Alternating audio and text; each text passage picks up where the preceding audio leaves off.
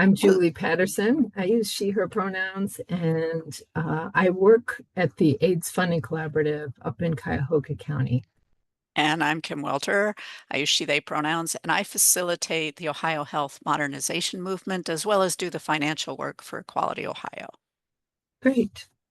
And I was thinking I would turn it over to you first, maybe Kim, only because it seemed like you had a few things you wanted to just lay out there about Bryan and some of our remembrances of Bryan. Yeah, so I met Bryan, I think it was 2017, at a convening of folks who were interested in modernizing the criminal code around HIV. Um, and, to tell you the truth, the very first time I met Bryan, I was like, who is this very loud, opinionated person? And to be honest, I even asked if we could move on without him and was quickly schooled that that was not going to be a possibility. How about you? It's interesting. I might have been when you were first meeting Bryan. I have known Bryan for many, many years, but it was a time I was trying to remember when there was a meeting before that he held in the Cleveland area with people he was trying to get on board with the idea of modernizing the HIV criminal law in Ohio. And I think it might have been either 2014 or 2015 because I looked at some of my records and I know we were already having large gatherings with the organization as early as 2016. And Bryan, I credit Bryan with bringing me in. And one of the things that really brought me in was the fact that it was being led by people with HIV.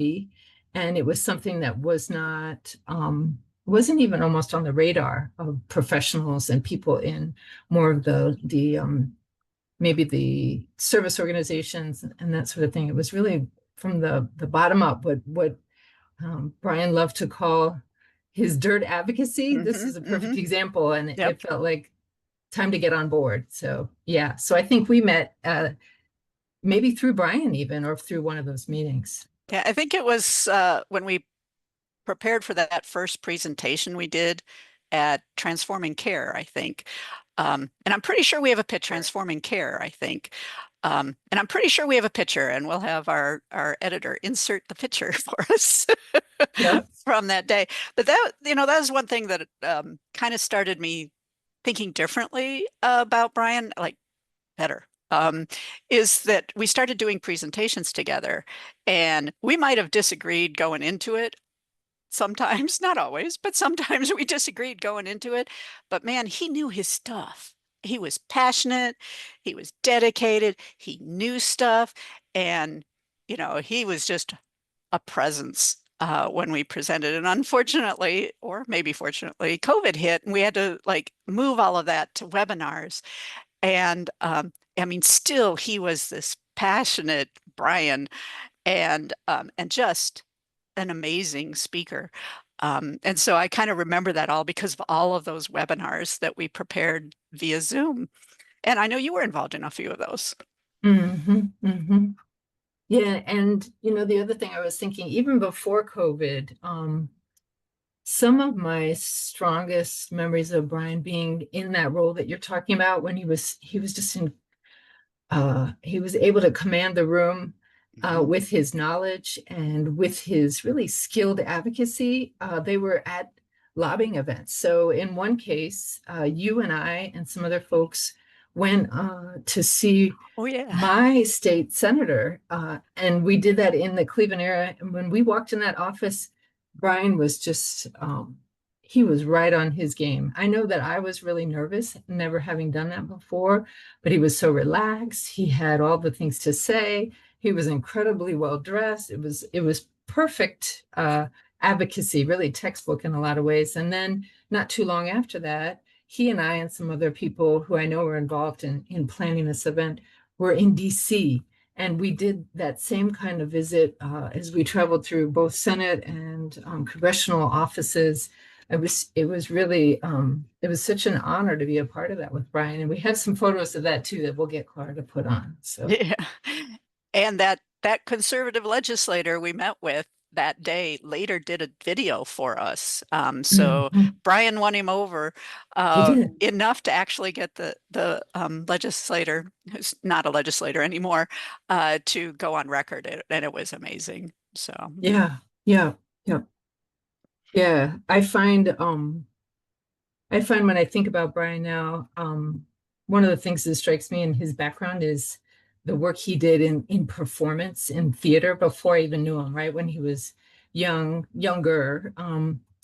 And I think that really was a powerful an instrument for him, his ability to take on different roles and to recognize that there were different roles that each of us could play. I was thinking about it as his ability to sort of do the good cop, bad cop sometimes, right? When you'd be together, he was perfectly willing to be the bad cop in any situation. And I know that was hard on him, but he felt it was an important role to play. And there'd be other times when he'd step out of that, as we're saying, and he was willing to be a mentor and take people under his wing. And there's a sociologist that I really admire who talks about the HIV movement and the opportunities that are there for people to transform their lives. And it's interesting to think about both watching Bryan do that, but also I hear so many people say that he did that with them and for them.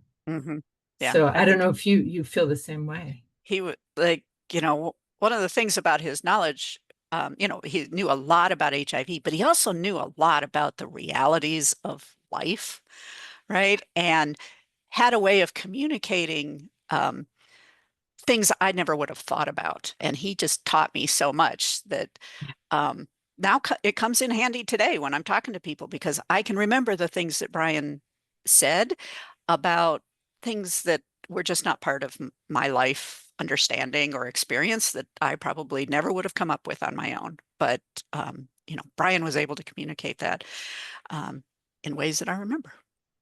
Yeah. And I've had other people say that to me recently. There are times when we'll be in some of these meetings and we can hear the words either in our heads that Bryan would say. I know whenever we have a moment of silence, I can hear Bryan talking about his resistance to that, that silence equals death. And he often said that, that sort of act up slogan. And he would say it in those meetings. But then also, I've heard myself echoing words from Bryan, including one of my favorites was about people living with HIV are not just people who need help, but people who can help, right? And we heard Yeah. him say that many times. And I think it's a lesson that needs to be repeated. So many people don't think that way. It isn't the way social services often function. So it's amazing. I've heard other people say that too, that they can hear Bryan in their head. So Yeah. Well, I actually had the privilege of also working with Bryan with his healing weekends in Sankofa, because Equality Ohio was the fiscal sponsor for Sankofa for several years. And let me just say that dirt advocacy and federal funding are not particularly compatible. And Bryan, um, as much as that just frustrated the heck out of him, he put the work in. The documents he prepared and the detail he would go into for those reports it was just amazing. And while neither he nor I in that enjoyed that part where we had to report to funders, that difficult reporting experiences, we actually became friends at that point, going through those together. So I will value the time that Bryan and I had together in some very difficult conversations, but we came out of it friends, and for that I am very grateful. yeah, yeah, I think I would say the same thing. Um, it was a journey, right? Yep. And really seeing Bryan change as he recognized maybe the times when he needed to kind of walk through some of those things with us. I know that I was in a different role. He was receiving funding from the AIDS Funding Collaborative, and our funding is more flexible, but there still is there's reporting, and there's conversations you have in order to renew funding and site visits and that sort of thing. And he really came, I think, to recognize maybe more so the importance of those things. And um, uh, I think he really improved in many ways in his ability to finesse all of that. Yep. And I watched him, knowing his inner frustrations. I watched him move through that just with a lot of grace. So, Yep. yep, yep, miss him a lot. Yeah. I miss him a lot. And Bryan, if you're listening, I miss you. All right, well, thank you.